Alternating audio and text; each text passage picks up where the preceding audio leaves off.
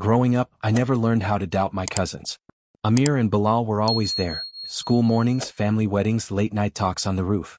When people asked who I trusted most, I never hesitated. My cousins, I'd say. They're like brothers. Amir used to clap my shoulder and laugh. Blood doesn't betray blood. Bilal would nod beside him. We're one family. One future. I believed that with everything I had. One evening we sat around Amir's dining table, papers spread out like promises. This business can change everything, Amir said, tapping the documents. No more worrying. No more struggling. Bilal leaned forward. We'll build it together. Equal effort. Equal reward. I smiled. All three of us? Amir grinned. Who else? My mother watched from the kitchen doorway, wiping her hands on her scarf. You've read everything carefully? She asked. I have, I replied. Amir explained it all. She frowned slightly. Explaining isn't the same as protecting. Amir laughed gently. Annie, you worry too much. He's safe with us. Bilal added, we won't let anything happen to him. My mother looked at me. Just be careful, she said softly. I waved it off. Their family. That word felt unbreakable back then. As we talked numbers and plans, Amir's voice filled the room with confidence. I'll handle negotiations. I've got contacts. Bilal said, I'll manage operations. I'm good with details. I nodded.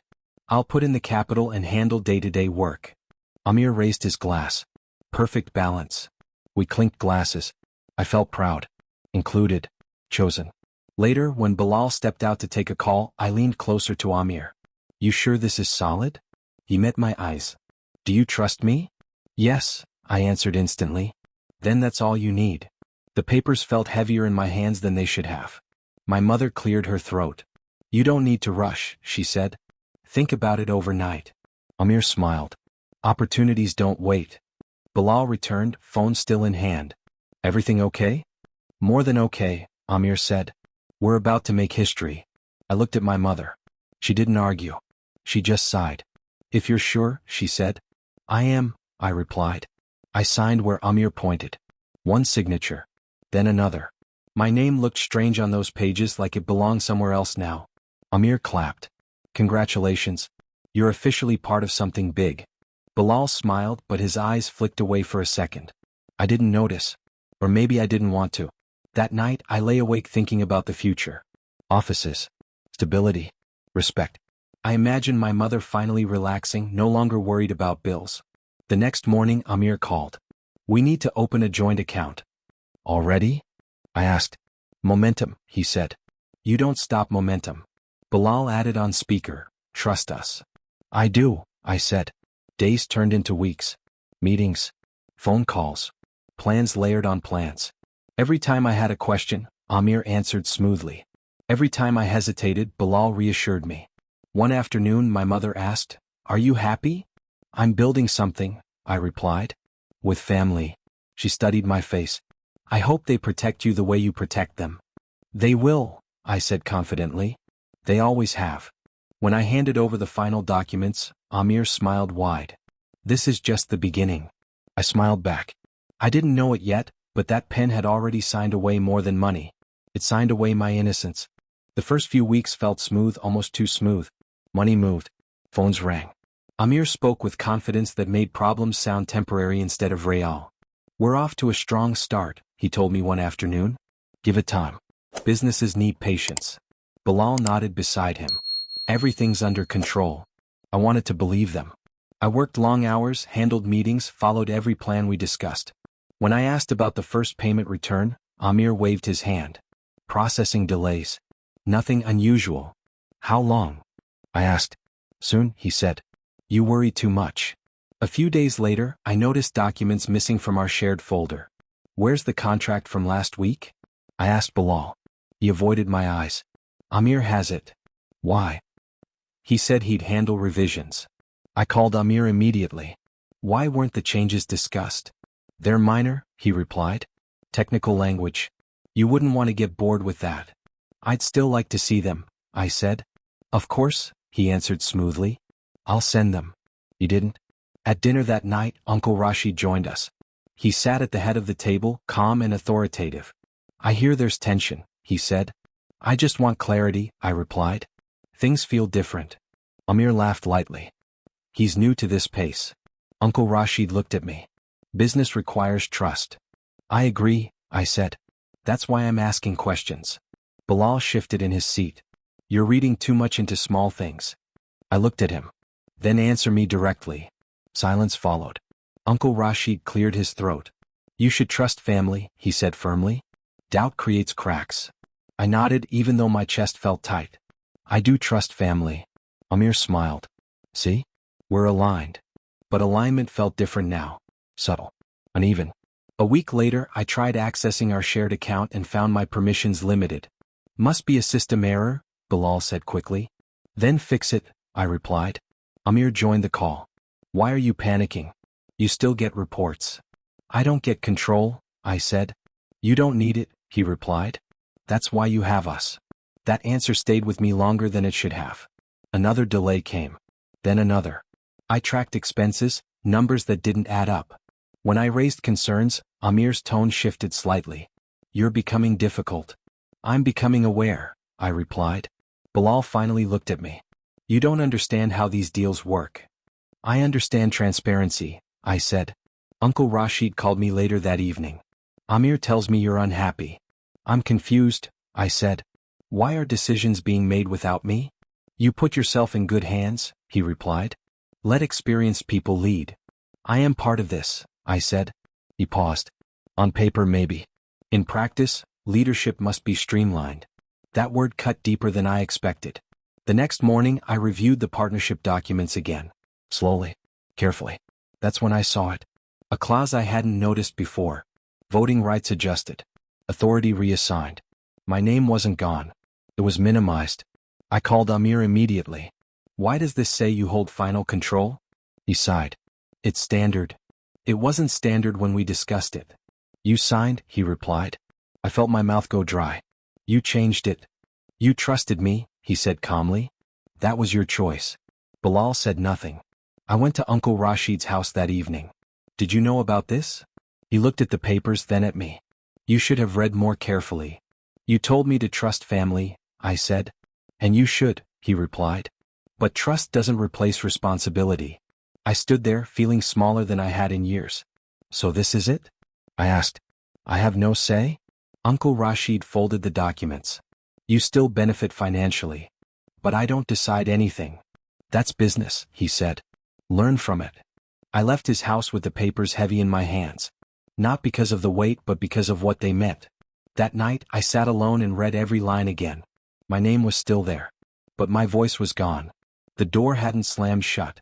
It had been quietly locked while I was smiling inside. I wasn't trying to listen. That's what made it worse. I was walking toward Amir's office when I heard my name and stopped without meaning to. Their voices floated through the half-open door, calm and careless, like they were talking about furniture. He won't notice, Amir said. He trusts us too much. Bilal laughed softly. Even if he does, what can he do? Everything's already signed. I felt my stomach drop. I leaned against the wall, holding my breath. He put in the money, Amir continued, but ownership is ours. That's how smart deals work. Bilal replied. He should be grateful we let him stay involved. Exactly, Amir said. He's emotional. Not built for control. I stepped inside before my legs gave out. Am I interrupting something? They both turned. Amir didn't look surprised. Bilal looked like he'd been caught stealing. What are you doing here? Amir asked. I heard my name, I said. Thought I should join. Bilal forced a smile. You're overthinking things. Was I? I asked. Because it sounded like you were talking about me. Amir sighed. You're being dramatic. Tell me I didn't hear what I heard, I said. Bilal avoided my eyes. You're sensitive lately. That's not an answer, I replied. Amir leaned back in his chair. Look, this is business. You're taking it personally. You said I wouldn't notice, I said. What exactly wouldn't I notice? Silence filled the room. You used me, I said slowly. Amir scoffed. Used is a strong word. What would you call it? I asked. Strategy, he replied. Everyone benefits. I don't, I said. Bilal finally spoke. You still get money? I lose my voice, I replied. Amir stood up. You're emotional right now. That's why we didn't involve you in decisions. So you decided without me, I said. We protected the business, he answered. You protected yourselves, I said. Amir's tone hardened. You should be thanking us. For what? I asked. Teaching me I don't matter? You're twisting things, Bilal said. You always do that.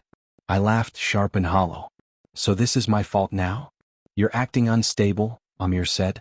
This attitude is exactly why control matters. I felt heat rush to my face. I trusted you. That was your choice, Amir replied calmly. I stared at both of them, realizing something painful. They weren't ashamed. They were annoyed. I walked out without another word. I didn't know where I was going. I just kept walking until my phone buzzed. Sarah's name lit the screen. Are you okay? She asked. No, I said. But I will be. Come meet me, she said. You sound wrecked. We sat in a small cafe. She watched me quietly until I spoke. They planned it, I said. All of it. She nodded. I know. I looked at her. You knew. I suspected, she said. They never spoke to you like an equal. I shook my head. Their family. That doesn't mean safe, she replied. They talked about me like I wasn't there, I said. Like I was disposable. Sarah leaned forward. You were convenient. That's different. That hurts more, I admitted. They gaslit you, she said. Made you doubt your own instincts. I feel stupid, I said. You're not, she replied. You're loyal. They exploited that. I stared at my hands. What do I do now? You stop pretending this was an accident, she said. And you stop blaming yourself. I don't know how, I said. Start by admitting they betrayed you, she replied. The word felt heavy.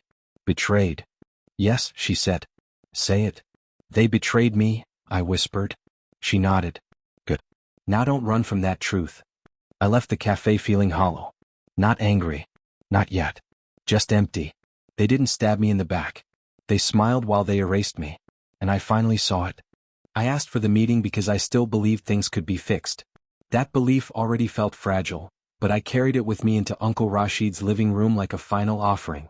Everyone was there. Amir sat confidently. Bilal kept his hands folded. My mother stayed quiet beside me. Uncle Rashid cleared his throat.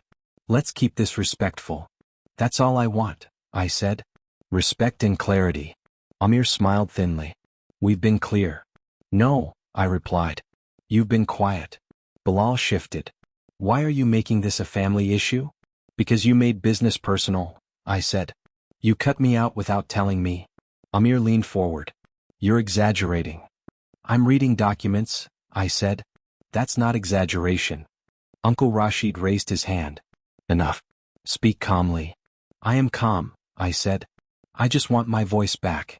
Amir laughed softly. You sound greedy. The word hit me hard. Greedy? Yes, he said.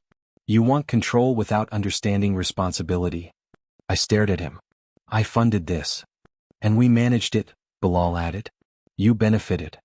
At what cost? I asked. My mother finally spoke. Why didn't you tell him about the changes? Amir turned to her. Auntie, you don't understand business. She stiffened. I understand honesty. Uncle Rashid sighed. This isn't helping. I looked at him. You knew. He didn't deny it. I knew adjustments were needed. You watched them erase me, I said. He met my eyes. You signed. So that's it? I asked. Family loyalty ends with a signature? Amir crossed his arms. You're being emotional again. I'm being betrayed, I said. Bilal snapped. Stop using that word. Why? I asked. Because it fits? Amir stood up. This meeting is pointless. You came here to accuse. I came here to understand, I said. Now I do. Uncle Rashid leaned back. You're still family. Then why does this feel like a trial? I asked. No one answered. Amir pointed at me. You should be grateful. Many people would kill for this position. I didn't ask to be sidelined, I said. Bilal raised his voice. You're lucky we kept you at all. That was the moment something broke. Not loudly. Quietly. My mother touched my arm. Let's go. I stood slowly. One question, I said. If I wasn't family, would you have done this? Amir didn't hesitate. Business has no blood. I nodded. That's the truth I needed. Uncle Rashid said, don't make decisions in anger. I'm not angry, I replied. I'm awake. I walked toward the door. Behind me Bilal said, "You'll regret this." I turned. "I already do." Outside the evening air felt heavy. My mother walked beside me in silence until we reached the car. "You tried," she said softly. "I believed," I replied. She looked at the house. "Sometimes belief is what they take." I drove home without music. Every memory replayed differently now. Laughter sounded rehearsed. Promises felt rehearsed. Even silence had meaning. When I reached my apartment, I sat alone and stared at the walls. That house had been my childhood. That room had been my court. And I had been judged guilty for trusting too much. My phone buzzed. Amir's name. I didn't answer. Another message came from Bilal. "You took this too far." I deleted it. That night I realized I didn't just lose money. I lost a family I thought would never turn on me. And walking away hurt more than staying ever could. I didn't go looking for revenge. I went looking for understanding. That search led me to Mr. Qureshi's office, a quiet place that smelled like old books and patience. He studied me for a long moment before speaking. "You look like someone who trusted the wrong people," he said. "I trusted family," I replied. He nodded. "That's usually worse." I told him everything. I didn't dramatize it. I didn't soften it. I laid the documents on his desk and waited. He adjusted his glasses. "You didn't lose because you're foolish," he said. "You lost because you were uninformed."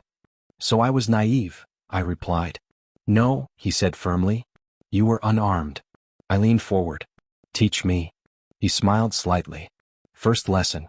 Power is quiet. Over the next weeks I sat across from him often. "Read this clause," he said one afternoon. "It gives control without saying it," I replied. "Good," he said. Second lesson. Silence is leverage. I frowned. "Silence feels weak." "Only to people who don't understand timing," he replied. I stopped calling Amir. I stopped responding to Bilal. Not out of fear. Out of strategy. "What if they think I've given up?" I asked. "Let them," Mr. Qureshi said. "People reveal themselves when they think they've won." I learned contracts. I learned how signatures could be cages. I learned how words like temporary and minor hid permanent damage. One day Mr. Qureshi said, "You could fight them now." "I don't want to," I replied. "Why not?" "Because they'd enjoy it." He nodded. Third lesson. Never feed greed. I rebuilt quietly. New accounts. Clean paperwork. Separate ventures. I worked with people who didn't share my blood but respected my boundaries. Sarah noticed the change. "You're different," she said during coffee. "I'm careful," I replied. "That's new." "Pain teaches fast," I said. Meanwhile, rumors started reaching me. I didn't chase them. They came on their own. "Amir's angry," Sarah said one day. "He thinks Bilal is hiding money." "Interesting," I replied. "Bilal thinks Amir is cutting him out," she added. I nodded. That's what happens when trust is a tool. At another meeting, Mr. Qureshi asked, "Do you want them to fail?" "No," I said honestly. "I want to succeed without them." "That's harder," he said. "And better." Weeks passed. I grew steadier. Stronger. I stopped flinching when my phone rang. I stopped replaying arguments that would never be fair. One afternoon Bilal called. I let it ring. Then Amir called. I didn't answer. Mr. Qureshi watched me silence the phone. "Good," he said. Fourth lesson. Access is power. What if they collapse? I asked. "They will," he said calmly. "Greed eats itself." The first real crack appeared when a supplier pulled out. Then another. Then an audit. "They're blaming each other," Sarah told me. "Of course they are," I replied. Amir sent me a message. "We need to talk." I didn't respond. Bilal wrote next. "This is getting serious." I set the phone down. Mr. Qureshi looked at me. "You're learning restraint." "I'm learning peace," I said. "You don't sound angry anymore," he observed. "I'm focused," I replied. That night I reviewed my progress. No shortcuts. No tricks. Just structure. Patience. Growth. I realized something uncomfortable. If I had learned this earlier, I might have been like them. That thought scared me more than betrayal ever did. A week later, Sarah said, "They're turning on Uncle Rashid now." I exhaled slowly. Greed has no loyalty. Mr. Qureshi closed a file and stood. "Final lesson," he said. "Justice doesn't always look like victory." "What does it look like?" I asked. "Freedom," he replied. I walked home under a quiet sky, feeling lighter than I had in months. I wasn't chasing them. I wasn't waiting for apologies. I was building something they could never touch. And for the first time since everything fell apart, I understood power. It wasn't control. It was choice. The collapse didn't happen quietly. It never does when greed is involved. It started with headlines, then whispers, then open arguments in places where people once smiled. I didn't celebrate. I just watched. Sarah called me first. "Have you seen the news?" "I don't need to," I replied. "Amir's company is under investigation. Accounts frozen. Partners backing out." I closed my eyes. "And Bilal?" "They're blaming each other." That sounded familiar. A few days later, Uncle Rashid called. His voice was strained. "This situation has become serious." "It was serious a long time ago," I said. "You could help calm things," he suggested. I answered evenly. "I already chose peace." He sighed. "They're desperate." "So was I replied and ended the call. The first time I saw Amir again was outside the courthouse. Cameras flashed. His confidence was gone, replaced by anger and panic. Bilal stood a few steps away, shouting into his phone.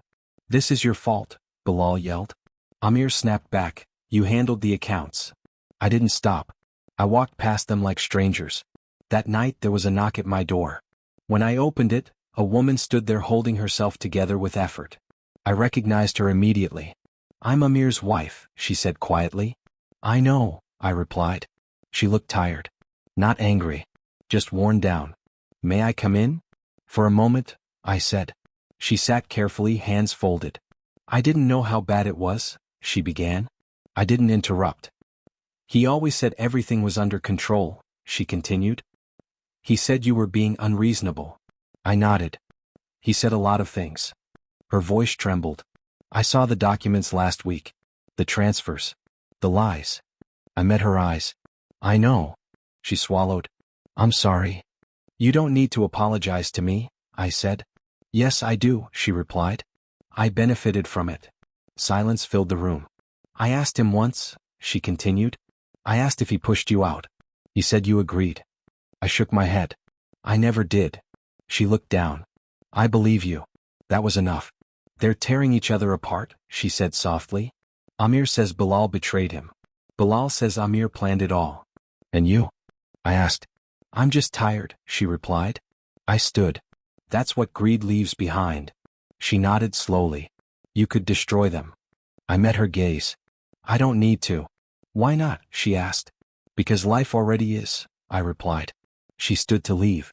"You were the only honest one." I didn't answer. The next morning Bilal called me from an unknown number. "You think you're better than us now?" "No," I said. "I think I'm done." "You could fix this," he said angrily. "You broke it," I replied. He laughed bitterly. "Amir used you first." "That doesn't excuse you," I said. "Family forgives," he snapped. "Family doesn't steal," I replied and hung up. Later that day Sarah met me for tea. "You okay?" "I am," I said. "You don't look surprised." "I stopped expecting good endings from bad people," I replied. She smiled sadly. "They're finished." "I know," I said. "And you?" "I'm free," I answered. That evening, I sat alone and watched the sun disappear behind buildings that didn't care about names or blood. My phone stayed silent. I didn't feel proud. I didn't feel victorious. I felt something better. I felt released. Greed had shouted its final words. And I didn't need to respond. Amir came to me first. He didn't call ahead. He didn't announce himself.